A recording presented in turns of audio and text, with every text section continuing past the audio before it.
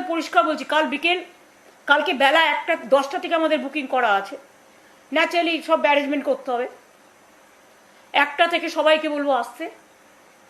Police যদি আমাদের permission না দেয় স্টেজ করার, মাইক লাগানোর, কোনো দরকার নেই। আমরা কিচ্ছু চাই না। আমরা রাস্তায় বসবো, রাস্তায় বসার লোক আমরা।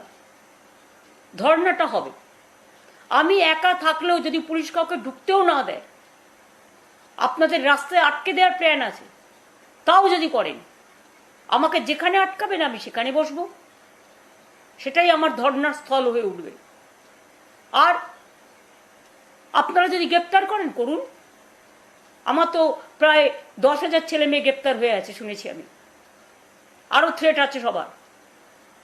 সেই জন্য ভয় দেখিয়ে তৃণমূল ভাঙছে পুলিশ। পুলিশের এটা কাজ, একটা দল ভাঙা? না পুলিশের কাজ মানুষকে আইনে শাসন দেওয়া? এসব করলে মনে রাখবেন, আমায় বাংলায় গণতান্ত্রিক আন্দোলন করতে না দিলে আমি কিন্তু দিল্লিতে গিয়ে করব। এবং আমাদের ইন্ডিয়ান অ্যালায়েন্সের মিটিংও আছে খুব শিগগিরই। আমাকে ছেড়ে রাখলে আপনাদের বিপদ, কারণ আমি মাথা নত করি না। আমাকে আপনারা বড়জোর মেরে ফেলতে পারেন, আমার কণ্ঠ স্তব্ধ করে দিতে পারেন। তৃণমূলটাকে দুর্বল করার চেষ্টা করবেন না, আর গণতান্ত্রিক অধিকার থেকে বঞ্চিত